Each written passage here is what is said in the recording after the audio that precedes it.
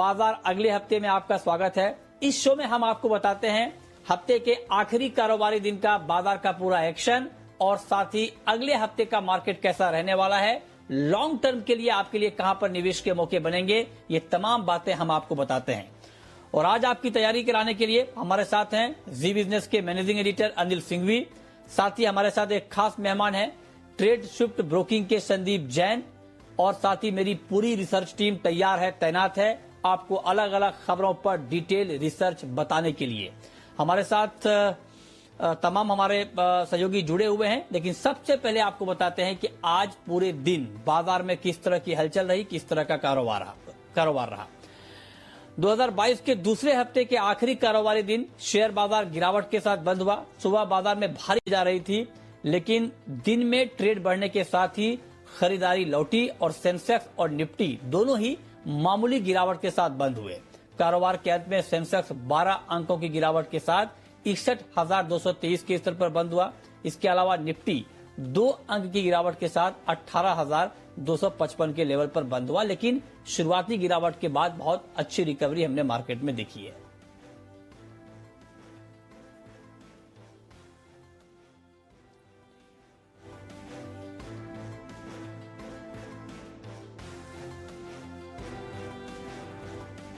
आपको बताते हैं कि आज के बाजार में विदेशी निवेशकों ने और घरेलू संस्थागत निवेशकों ने कितनी खरीदारी या बिकवाली की है। तो आज के मार्केट में विदेशी संस्थागत निवेशकों ने 1598 करोड़ की बिकवाली की है, जबकि घरेलू संस्थागत निवेशकों ने आज के बाजार में खरीदारी की है।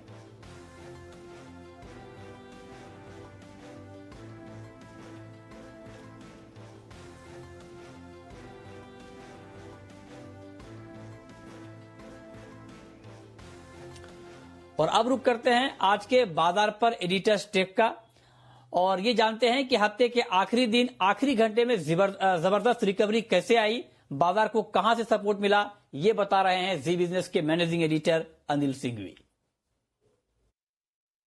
लगातार तीसरे दिन भारतीय बाजारों में आज उतार चढ़ाव के बीच सीमित दायरे में दिखा कारोबार। कुछ अच्छे तो कुछ कमजोरी वाले संकेत। दुनिया भर के बाजारों से संकेत थोड़े हल्के फुल्के कमजोरी के थे। डाउ दिन के निचले स्तरों पर जाकर बंद हुआ। नैस्डैक का, S&P का भी यही हाल था, लेकिन जितनी कमजोरी की आशंका थी उतनी कमजोरी हुई नहीं। बाजार कमजोर खुले, थोड़ा और फिसले, लेकिन पहले ही सपोर्ट लेवल के आसपास से घूम गए और वो था 18,125 के आसपास का। बाजार ने वहीं सपोर्ट लिया, लेकिन असली मजा तो बाजार का आखिरी 1 घंटे में आ रहा है। पिछले 2-3 सेशन से आखिरी 1 घंटे में जिस तरह की दमदार क्लोजिंग होती दिखती है वो कॉन्फिडेंस बढ़ाने वाली रहा। आज भी बाजारों ने आखिरी आधे 1 घंटे में जबरदस्त रिकवरी दिखाई और दिन का नया हाई बनाया, कल के हाईज को पार किया और 18,250 के ऊपर बंद होने में कामयाब रहा निफ्टी। बैंक निफ्टी ने भी लगभग कल ही जैसा हाल बताया। कल भी बैंक निफ्टी थोड़ा सा कमजोर था निफ्टी के मुकाबले में, आज भी वैसे ही माहौल दिखा। लेकिन बैंक निफ्टी की भी एक अच्छी बात यह रही कि 38,000 के इंपॉर्टेंट सपोर्ट लेवल के पास रुककर बैंक निफ्टी ने भी रिकवरी दिखाई और 38,350 जो बड़ा सपोर्ट है वहीं पर बैंक निफ्टी भी बंद होता हुआ दिखा है। तो ओवरऑल सेंसेक्स निफ्टी इंडेक्स के लिहाज से आप कह सकते हैं कि एक अच्छा सेशन जहां फ्लैट ओपनिंग हुई, लेकिन लगातार तीसरे दिन बाजार 18,200 के आसपास बंद हुए। वीकली क्लोजिंग थी, यानी कि अगले हफ्ते के लिए भी संकेत बेहतर है। संकेत बेहतर है ब्रॉडर मार्केट से, और वो आते दिख रहे हैं आपको मिड कैप स्मॉल कैप शेयरों से, जहां पर भरपूर खरीदारी होती दिख रही है। बजट से जुड़े हुए स्टॉक्स और सेक्टर्स में तेजी बनती हुई दिख रही है। तो ओवरऑल अंडर करंट आप बाजार का देखेंगे, माहौल आप बाजार का देखेंगे, सेंटिमेंट देखेंगे, तो भले ही इंडेक्स में आपको उतना जोश न दिखे, लेकिन बाजार में तेजी का माहौल बरकरार है। तो ये है बाजार में रिकवरी की वजह। लेकिन अब आपको बताते हैं कि आज अलग अलग सेक्टर में मार्केट में किस तरह का एक्शन रहा है और उस एक्शन के पीछे वजह क्या रही है, ये बता रहे हैं हमारे सहयोगी कुशल गुप्ता। देखिए, यहाँ पर जिस तरह का इस हफ्ते पूरे बाजार में जो माहौल रहा है वो तेजी का ही था। निफ्टी में 5 दिनों में से 4 दिनों में तेजी हमें देखने को मिली। खासकर स्मॉल कैप और मिड कैप शेयरों में काफी अच्छा रुझान इस बारी बनता हुआ नजर आया और रिजल्ट्स के लिहाज से 4 दिग्गज आईटी कंपनियों के नंबर्स भी इस बारी घोषित होते हुए दिखे। इनफैक्ट एनर्जी, रियल्टी और पीएसयू बैंक इंडेक्स जो है वो 4 से 5% तक इस पूरे हफ्ते परफॉर्म करते हुए नजर आए। और ब्रॉड लाइन अगर आप देखेंगे तो मिड कैप और स्मॉल कैप जो इंडेक्स है वहां से अच्छा रुझान आया, करीब 3 से 3.5 3.5% के गेंस आते हुए दिखे।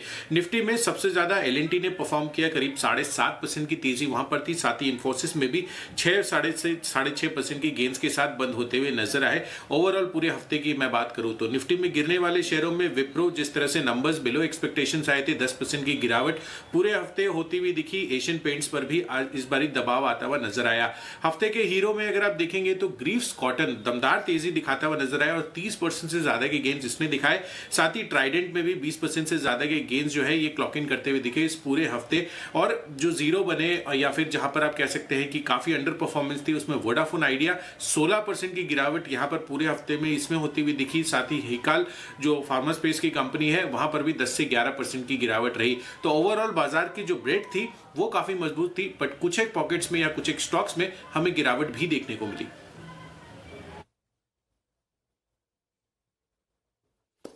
और अब हम रुक करते हैं अपने खास मेहमान का, और आज हमारे साथ हैं ट्रेड स्विफ्ट ब्रोकिंग के संदीप जैन साहब। संदीप जी, बहुत बहुत स्वागत है आपका। हफ्ते का अंत मार्केट में एक रिकवरी के तौर पर हुआ शुरुआती दौर के मुकाबले। अब जरा आप ये बताएं सर कि अगले हफ्ते खास करके मंडे का मार्केट का मूड माहौल कैसा रहने वाला है, और मंडे को अगर मंडे के लिए कोई ट्रेड लेना हो तो कहां पर नजर रखनी चाहिए? बिल्कुल आपने सही कहा, अच्छी रिकवरी थी। नीचे से इतनी उम्मीद नहीं थी कि इस तरीके से रिकवर होगा, और बैंक निफ्टी भी अच्छा रिकवर किया, और रिजल्ट्स का सीजन भी है। और जैसे अभी अनिल जी कह रहे थे कि मिड कैप स्मॉल कैप गजब का चल रहा है, ब्रॉडर मार्केट्स में अच्छी तेजी है, और बजट रिलेटेड स्टॉक्स जो है वो बहुत बढ़िया परफॉर्म कर रहे हैं। और एचसीएल टेक के भी रिजल्ट्स ठीक ठाक थे, और बाकी आईटी कंपनीज के भी, जैसे कि इन्फोसिस ने तो बहुत ही बढ़िया गाइडेंस दिया, उसने भी माहौल बनाया, और बाकी टीसीएस भी अच्छा परफॉर्म कर रहा है। सो ओवरऑल मुझे लगता है कि मार्केट्स में डिक्लाइंस पे अच्छी बाइंग आती है। बाकी अब देखते हैं किस तरीके से मंडे को रहता है। फिर भी मैं यही कहूंगा कि ब्रॉडर मार्केट्स को देखते हुए तेजी और खरीदारी करनी चाहिए। तो सीमेंस, जो कि मैं कैपिटल गुड्स पे काफी दिनों से बुलिश हूं, और मुझे लगता है कि इस बजट में काफी कैपिटल गुड्स को लेकर अच्छे अनाउंसमेंट्स या ओवरऑल माहौल बना रह सकता है। सो सीमेंस लेना चाहिए 2450 और 2490 के टारगेट के लिए, और 2360 का स्टॉप लॉस लगाएं। ये इंट्राडे एफएनओ पिक हुई, और इंट्राडे कैश मार्केट पिक के तौर पे मैं लाया हूं विनाती ऑर्गेनिक्स, जो कि एक बेहतरीन क्वालिटी कंपनी है, और 2085 का पहला जो करंट मार्केट प्राइस था, क्लोजिंग प्राइस 2170 और 2190 का टारगेट लगाए, और 2059 का स्टॉप लॉस। और जो मैं पोजिशनल पिक के तौर पे लाया हूं, I am very bullish on overall real estate sector. तो मुझे लगता है कि रियल एस्टेट अच्छा परफॉर्म करेगा। तो 504 का क्लोजिंग प्राइस था, 570 590 का टारगेट, और 470 का स्टॉप लॉस। तो पोजिशनल पिक के तौर पे प्रेस्टीजियस टेक। ओके, तो ये आपके लिए पोजिशनल पिक जहां पर आप ट्रेड ले पाएंगे। लेकिन अब आपको बताते हैं कि एचसीएल टेक के नतीजे कैसे रहे। तो एचसीएल टेक के नतीजे उम्मीद के मुताबिक रहे। कंपनी का मुनाफा बढ़कर 3,440 करोड़ के स्तर पर पहुंचा। आमदनी भी 20,655 करोड़ रुपए से बढ़कर 22,330 करोड़ रुपए हो गई है। मगर कंपनी मार्जिन में बहुत मामूली कमी आई है। इससे पहले आए 3 आईटी कंपनियों के मार्जिन ने भी हल्की हल्की कमी दिखाई। एचसीएल टेक ने निवेशकों को 10 रुपए प्रति शेयर डिविडेंड देने का ऐलान किया है। अब संदीप जी, जरा आप बताएं कि नतीजे तो उम्मीद के मुताबिक रहे हैं एचसीएल के। शेयर का परफॉर्मेंस आगे आप कैसा देखते हैं सर? देखिए, उम्मीद के मुताबिक है, और कहीं ना कहीं मार्केट से अंदाजा लगा रहा था कि ठीक ठाक रिजल्ट्स आएंगे। और एचसीएल टेक संभव अनिल जी की भी और हमारे सब एनालिस्ट लोग की एक फेवरेट लिस्ट में था।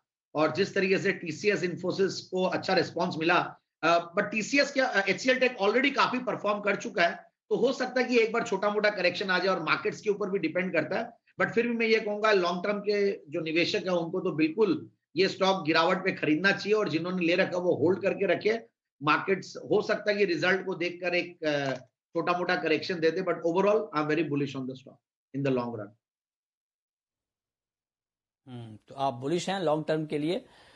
ओके, चलिए आगे बढ़ते हैं। अब रुक करते हैं एक बड़ी एक्सक्लूसिव खबर का। खबर यह है कि एलआईसी के आईपीओ को लेकर सरकार की कोशिशें काफी तेज हो गई हैं। मार्च तक आईपीओ लाने के लिए सरकार का क्या मेगा प्लान है, और कंपनी में कितनी हिस्सेदारी बेचने की तैयारी है, ये बड़ी खबर लेकर, एक्सक्लूसिव खबर लेकर के जी मीडिया संवाददाता तरुण शर्मा इस वक्त हमारे साथ जुड़े हैं। तरुण, बताइए क्या है पूरी खबर? बिल्कुल, मैं बताना चाहूँगा कि सरकार का जो प्लान है एलआईसी को लेकर, सरकार 10% की हिस्सेदारी बेच सकती है एलआईसी में, जो कि एक चर्चा चल रही थी कि या तो 5% होगा या 10% होगा। जो हमारे सोर्सेज़ हैं वो ये बता रहे हैं कि 10% हिस्सा सरकार बेचेगी। साथ ही जो वैल्यूएशन रखा गया है वो 8 से 10 लाख करोड़ के आसपास रखा गया है। तो करीबन 80,000 से 1 लाख करोड़ के बीच का ये आईपीओ होगा।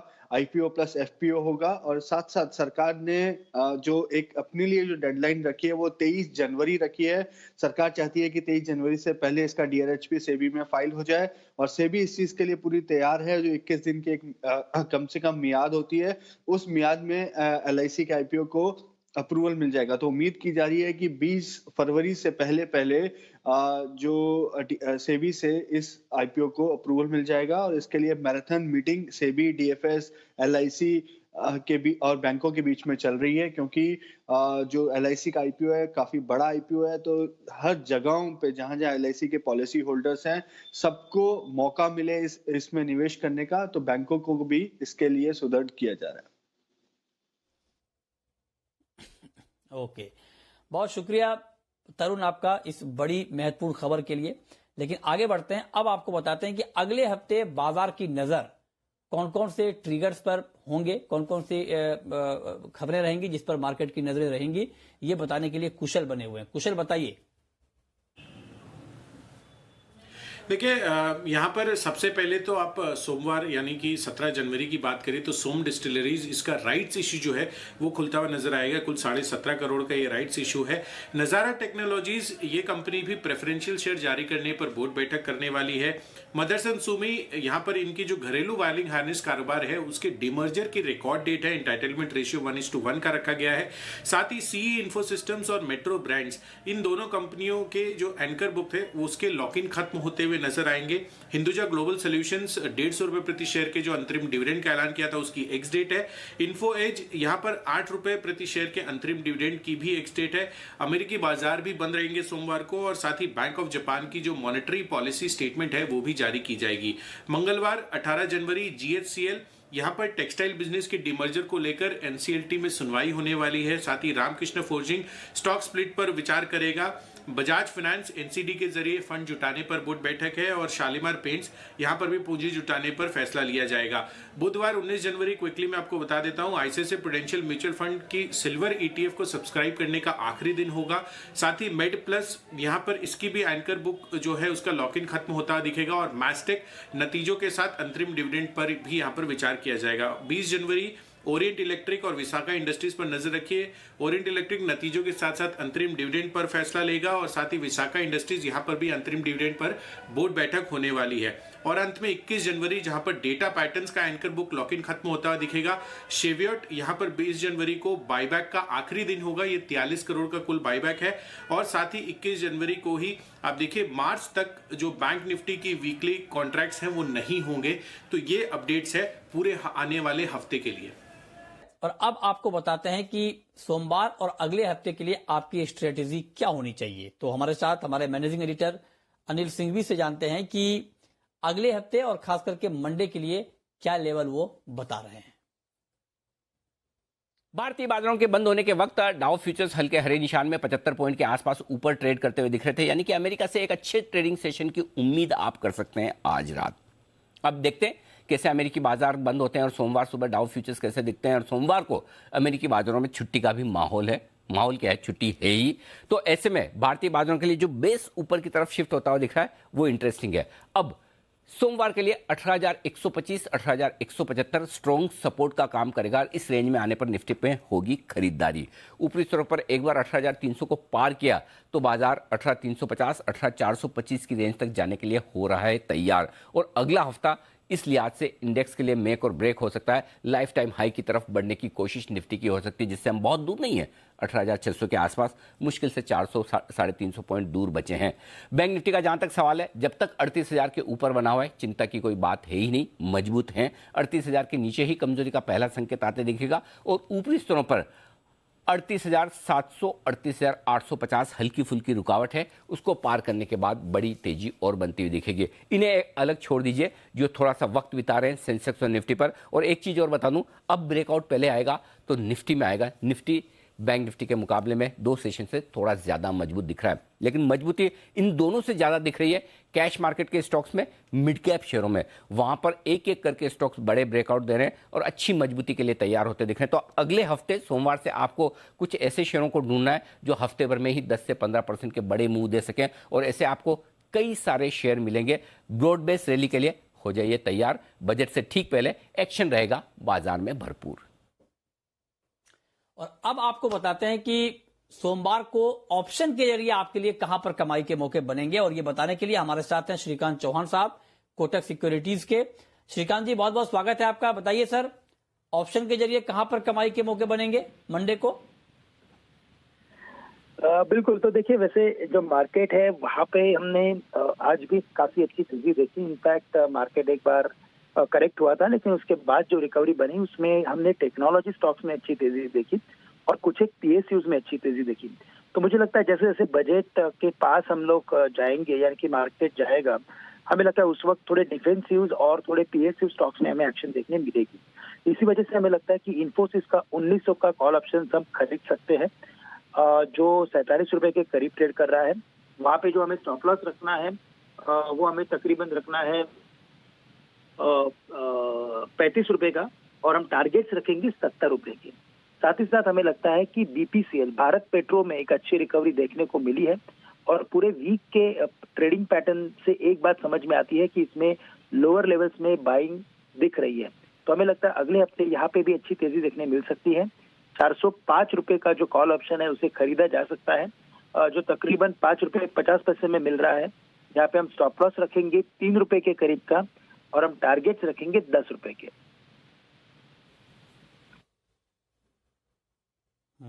बहुत शुक्रिया सर आपका ऑप्शन का ये ट्रेड बताने के लिए। संदीप जी, अब सर आप जरा बताएं कि लंबे समय के लिए इस मार्केट में कहां पर पैसा लगाया जाए, कहां पर निवेश किया जाए? बिल्कुल, एक बेहतरीन क्वालिटी कंपनी लाया हूं मैं, वो स्वराज इंजन्स लिमिटेड। देखिए, महिंद्रा एंड महिंद्रा ग्रुप की और Kirloskar oil engines, Kirloskar oil industries की प्रमोटेड कंपनी है, और ये डीजल इंजन्स बनाती है। और मैं पिछले कुछ दिनों से कैपिटल गुड्स के बारे में काफी रिकमेंडेशंस दे रहा हूं, और ये ट्रैक्टर्स के लिए ये मशीन्स बनाती है। तो बेहतरीन क्वालिटी कंपनी, और बजट के पहले देखिए मुझे लगता है कि एग्री रिलेटेड जो सेक्टर्स है उनमें काफी माहौल बनेगा। और जिस तरीके के वैल्यूएशन स्टॉक के बहुत सस्ते हैं, 16 के P मल्टीपल पे ये स्टॉक काम कर रहा है, और return on capital employed is astonishingly very high. 48 का रिटर्न ऑन कैपिटल एम्प्लॉयड, एक जीरो डेट कंपनी, और ROC और ROE अगर हाइज रहते हैं और 16 के P मल्टीपल पे कोई स्टॉक मिलता है, और 2.99 यानी कि 3% के डिविडेंड यील्ड पे कोई स्टॉक मिल रहा है, तो बहुत सस्ता मिल रहा है। और उससे भी बढ़िया बात यह है कि 2000 के लेवल से अच्छा खासा करेक्टेड है ये स्टॉक। मुझे लगता है कि इन लेवल्स पे बहुत बढ़िया डाउनसाइड सपोर्ट भी है, और 13-14% के लगभग इनकी सेल्स और प्रॉफिट की कैगर है पिछले 5 साल की, और highest ever. In fact quarterly profits भी बहुत बढ़िया थे। सितंबर 2020 में 27 करोड़ का पैट था, और इस बार 34 करोड़ का पैट है, और हाईएस्ट एवर TTM बेसिस पे 125 करोड़ का पैट दिया है। तो और DIIs का भी अच्छा खासा कॉन्फिडेंस है कंपनी में, 10% के लगभग DIIs FIIs की इसमें शेयर होल्डिंग है। तो मेरे हिसाब से स्टॉक को, इतनी स्ट्रॉन्ग पेडिग्री वाली स्टॉक, बेहतरीन सेक्टर वाली स्टॉक को लेना चाहिए, और आराम से मुझे लगता है कि आने वाले दिनों में ये स्टॉक जो है ये करीब 1990 के टारगेट के लिए अग्रसर हो सकता है। तो स्वराज इंजन्स 1950 का टारगेट आने वाले 6 से 9 महीने। ओके, बहुत शुक्रिया संदीप जी आपका लॉन्ग टर्म का ये पिक बताने के लिए, और साथ ही मेरी टीम का भी बहुत बहुत शुक्रिया अलग अलग खबरों पर डिटेल रिसर्च बताने के लिए। तो फिलहाल इस खास शो में इतना ही।